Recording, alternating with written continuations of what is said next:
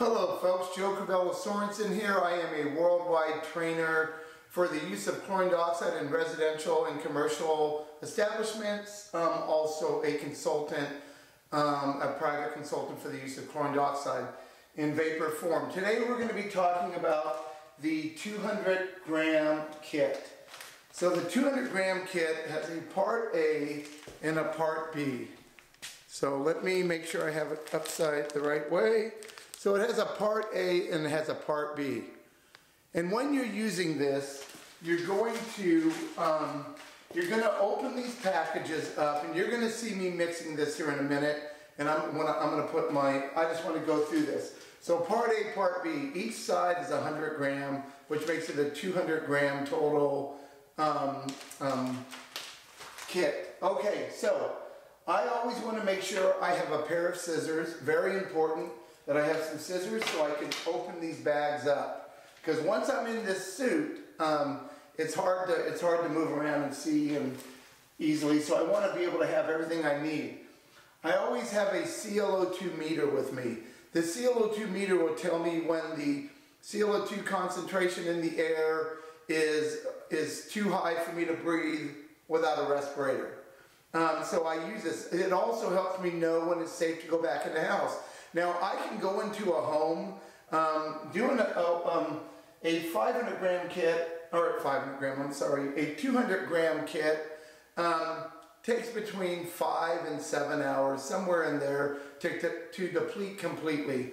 So this meter is going to tell me when it's okay. Now if I need to go back in quicker, if I need to go back in like on the low end, let's say 5 hours, and because the homeowners or business owner needs to get back into the building, sooner, I can always stop the process, open windows, bring airflow through with the HVAC system, and get it to a safe level where it's below 0.1 parts per million, and this meter will show that. So I never do a job without a full face respirator and my cartridges. These cartridges are acid vapor gas cartridges. You can get them, go to Amazon, then it's a 3M 60923 cartridge, and so 60923, and they fit my respirator. I keep them in the baggie because I've already used them on a couple of jobs, so I keep air from getting to them so they last longer. How do I know? Here's a good question that I've been asked. How do I know when they're no good anymore? Well, when I start smelling, when I have a slight smell of chlorine dioxide with my mask on, I know it's time to change them. I always have 2 extra pair with me, always. You never know what you're going to run into, so you always have an extra pair or 2 with you. I always wear a chemical, a splash resistant suit, coveralls to protect my clothes. I'm not worried about my hands or my skin. It doesn't really hurt your skin, but it will bleach your clothes. Just like it'll bleach the floor or the carpet if you don't have it protected. I always put plastic down. Now, I'm in a garage for this test, for this instruction here. I'm doing this in a garage, but I have plastic down anyway. So let's go ahead. I'm going to suit up and let's get to doing a 200 gram kit. I'm going to show you how that works. The 200 gram kit takes a gallon of water. I love these buckets at Lowe's, 5-gallon bucket. It has all the measurements for me. So it has it in gallons and it has it in liters on the other side. So whatever you prefer, liters or gallons. A 100 gram kit is going to take 1 gallon of water to start the vapor process and an efficiency system. And we're going to go over all that here in a second. All right. I'll see you when I'm suited up.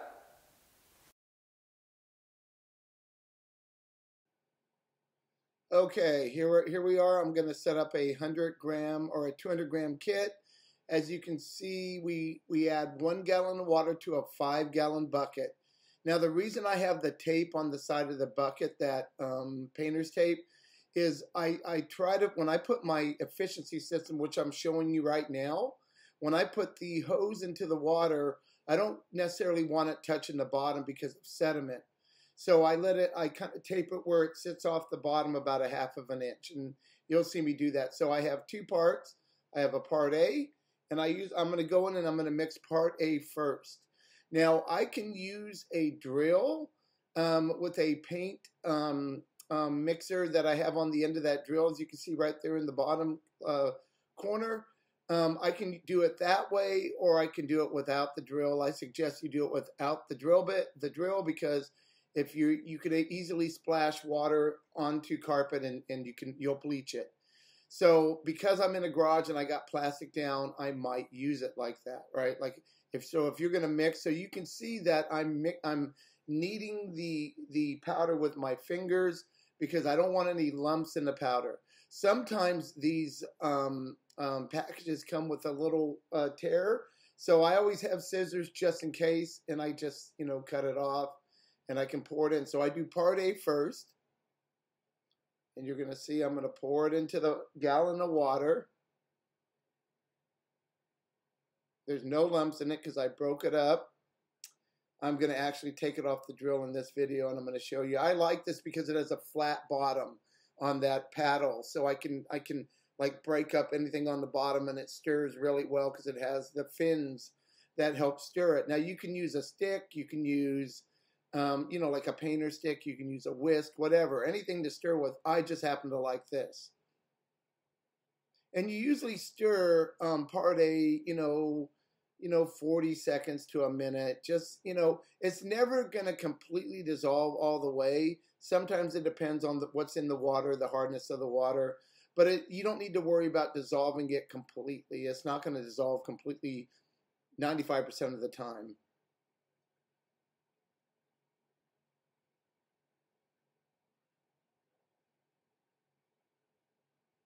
Okay, so after part A, I'm going to do part B. So you mix part A first and then part B.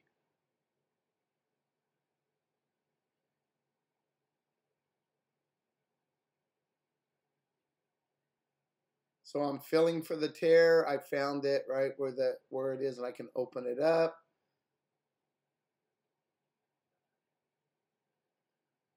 Now I'm going to break that up really, really well. Usually it comes pretty powdered. It's not very many chunks. But you want to make sure there's no chunks in this because it will pop a little bit, right?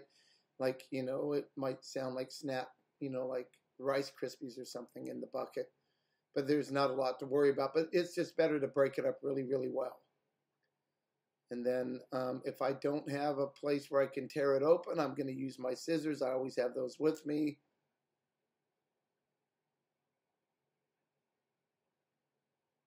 Now watch this water turn yellow right away.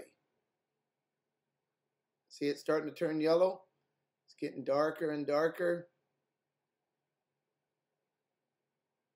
So it has started the vaporizing process already. It's vaporizing. If I had a light shining across this, you would see vapor rising up out of the bucket.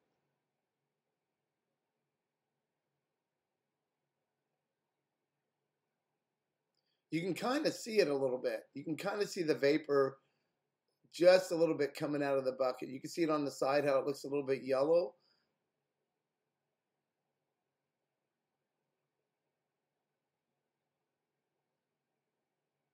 And I'm going to stir that 20, 30 seconds.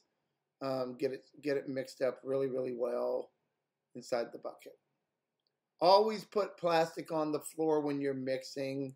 When you're done mixing, if I was doing this in a home, I'd have plastic on the carpet, and then I would remove the plastic and put this on I like using a card table. I set it up on a card table. It's a few feet off the ground.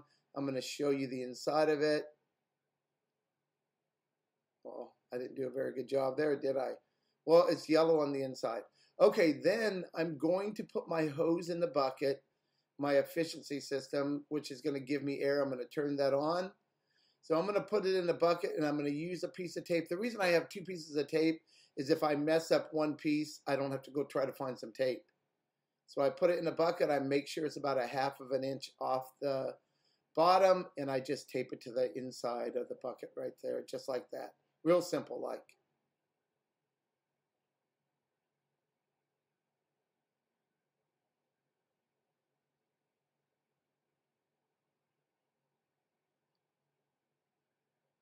Okay, so I have a gallon of water in there. It's actually on.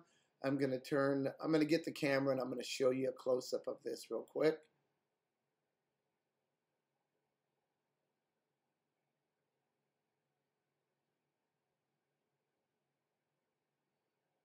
See what I mean? So I have the air on. See it bubbling?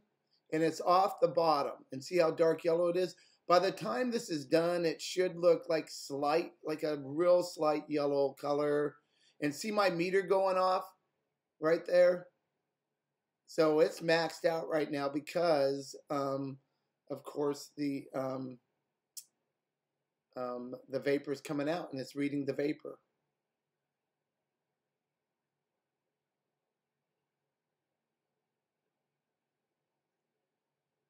Yeah, if I had sound, you'd hear it.